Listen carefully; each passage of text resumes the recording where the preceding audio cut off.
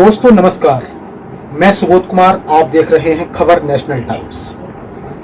अगर पूरे भारत देश की बात की जाए और सभी राज्यों की बात की जाए तो सभी दल, क्योंकि 2024 का लोकसभा चुनाव आने वाला है, सभी दल अपनी अपनी तैयारियों में लगे हुए हैं। लेकिन वहीं अगर घटनाओं की बात करें तो पूरे देश में घटना रुकने का नाम नहीं ले रही है। हर जगह, यदि राजस्थान की बात की जाए या फिर बिहार की बात की जाए या फिर अभी हाल ही में सुमित्रा पटेल जो कि एक हेड कांस्टेबल थी, उसके साथ दबंगों द्वारा रेप किया गया है। इन्हीं सब चर्चाओं के लिए हमारे साथ उपस्थित हैं भाई कंवल सिंह, जो कि पूर्व मंडल उपाध्यक्ष हैं भीम आर्मी आजाद समाज पार्टी। बात करते हैं जी, इतनी घटनाएं घटित हो रही हैं, जैसे कि अभी अगर ताज़ी घटना की बात करें, जैसे अगर राजस्थान की बात करें तो राजस्थान में भी तमाम घटनाएं हो रही हैं। और उत्तर प्रदेश की बात की जाए, जहां रामराज की बात की जाती है, तो यहाँ पर भी अभी ताज़ी घटना हुई है, जो कि एक एक्सप्रेस के अंदर हेड कांस्टेबल के साथ रेप किया जाता है। क्या कहेंगे आप ऐसी घटनाओं को लेकर? देखिए, सबसे पहले तो आप सभी क्रांतिकारी जय भीम। और मैं खबर नेशनल टाइम का धन्यवाद दूंगा कि आप समाज में जो हो रही ये प्रवृत्तियां हैं और सारे ज्वलंत मुद्दे पर आप अपनी आवाज़ को मुखर कर रहे हैं, लोगों को बता रहे हैं, तो उसके लिए मैं आपका धन्यवाद करूंगा। और ये जो चीज़ अभी चल रही है, जब तक हम अपना सामाजिक ताना बाना मजबूत नहीं करेंगे तब तक ये चीज़ें चलती रहेंगी। अभी आप जो बात कर रहे थे, जैसे कि अभी ये सरयू एक्सप्रेस में जो घटना हुई है, एक हमारी बहन कांस्टेबल सुमित्रा पटेल के साथ में ऐसा हो जाता है। और आपको ये समझना पड़ेगा कि जब तक सही लोग विधानसभा और पार्लियामेंट में नहीं पहुंचेंगे तब तक ये सिलसिला जारी रहेगा। उत्तर प्रदेश की मैं बात करूं तो 17 कुर्मी विधायक हैं जो इन कुर्मियों की वोट से, पटेलों की वोट से यहाँ पर विधायक बने। यहाँ की हमारी बहन अनुप्रिया पटेल भी उन्हीं की वोटों से बनी है, मगर ये लोग मजबूती से आवाज को नहीं उठाते। भीम आर्मी सारे हमारा प्रयास है कि हम बहुजन एकता कायम करेंगे, क्योंकि हम हर बहुजन लीडर से मिल रहे हैं, बहुजनों में बहुजन एकता कायम करने की बात कर रहे हैं। और बहुजन एकता कायम करके जैसे ही हमारा शक्ति का निर्माण होगा, हम ऐसा व्यवस्था कर देंगे कि ये जो चीजें जब तक सत्ता नहीं हाथ में आती तब तक ये चीजें होती रहेंगी। और जिसकी सरकार होती है उसकी बहन बेटियों की तरफ कोई आंख भी उठाकर नहीं देखता। तो हम बहुजन एकता कायम करके और अपनी शक्ति का निर्माण कर रहे हैं। और जैसे ही हमारे लोग जल्दी समझेंगे, बहुत जल्दी इन मामलों पर रोक लगेगी। जब तक हम सत्ता में नहीं आते तब तक भीम आर्मी इस पर आंदोलन करती रहेगी। और लानत है ऐसे लोगों पर जो विधायक बनकर पहुंच जाते हैं, अपने समाज की आवाज को मजबूती से नहीं उठाते। अब हमारे नेताओं को भी ये समझना पड़ेगा कि हमारे लिए समाज सर्वोपरि होना चाहिए, ना कि राजनीति सर्वोपरि हो। जी, बहुजन एकता की बात कर रहे थे। यदि मैं यहाँ पर अखिलेश यादव की बात करूँगा, क्योंकि अखिलेश यादव पिछड़ों में से आते हैं। वहीं यदि चंद्रशेखर की बात की जाए तो वो भी एक शेड्यूल कास्ट में आते हैं, वो भी मतलब बहुजनों में ही आते हैं। और वहीं बसपा की बात की जाए, अगर मायावती की बात की जाए, लेकिन इन लोगों में एकता कहाँ है? ये तो सब बिखरे हुए हैं। अखिलेश दूसरी तरफ जा रहे हैं, चंद्रशेखर दूसरी तरफ जा रहे हैं और मायावती दूसरी तरफ जा रहे हैं। तो कैसे बहुजन में एकता कायम होगी? देखिए सुबोध भाई, चंद्रशेखर भाई का हमेशा से प्रयास रहा है। उन्होंने कहा कि बहन जी हमारी आदर्श नेता हैं, माता के समान उनको मानते हैं और वो कहते हैं कि मेरी गुरु हैं। उसके बावजूद भी अगर और कोई परीक्षा लेने की आवश्यकता हो तो बहन जी बताए ना। इस बात को बहन जी को बताना होगा कि भाई और क्या परीक्षा चाहती हैं। एक तरफ बात करते हैं उन्हीं के लोग कि भाई अखिलेश यादव के साथ में गठबंधन के लिए चंद्रशेखर भागा फिरता, और गेस्ट हाउस की कांड की बात करते हैं, कहते हैं प्रमोशन में आरक्षण का बिल समाजवादियों के द्वारा फाड़ा गया। बिल्कुल फाड़ा गया। और हमें समाजवादी के साथ में नहीं लगना चाहिए।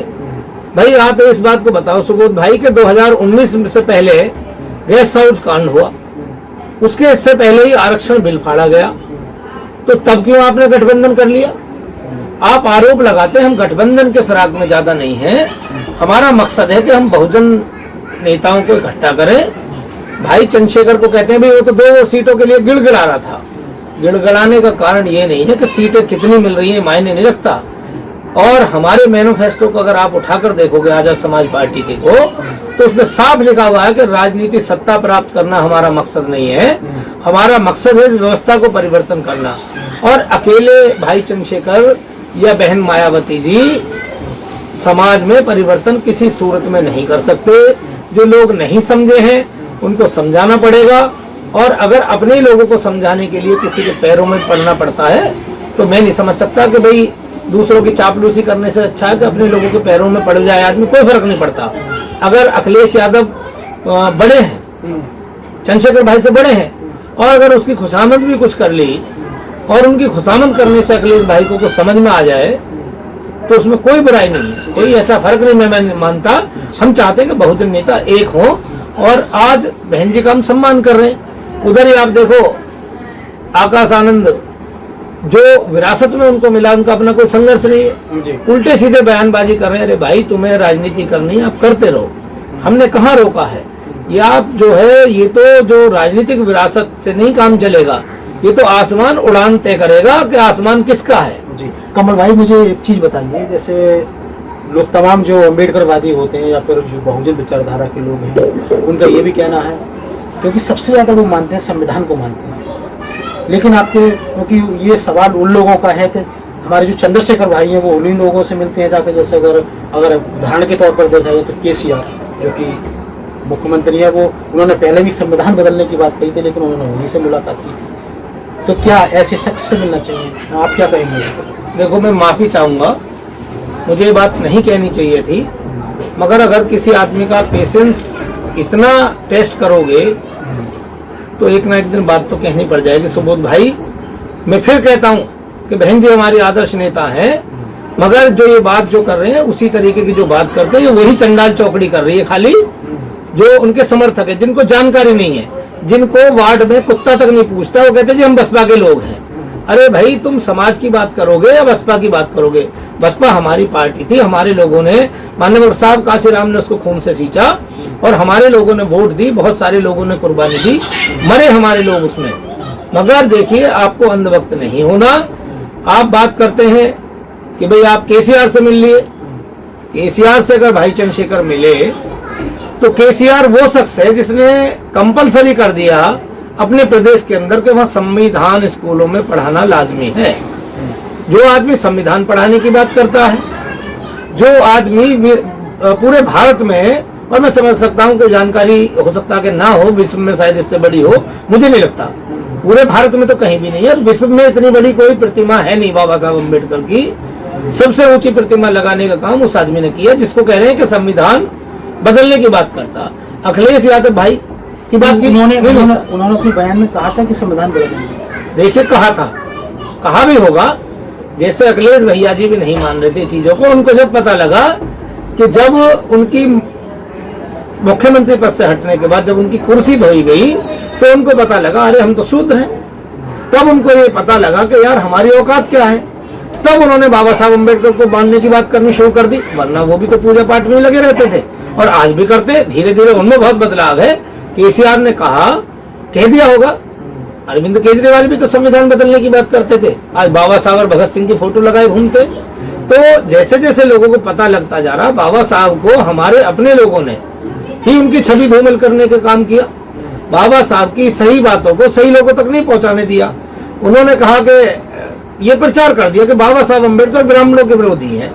यदि बाबा साहब अम्बेडकर ब्राह्मणों के विरोधी होते तो आखिरी समय में जीवन संगनी ब्राह्मणी को न बनाते।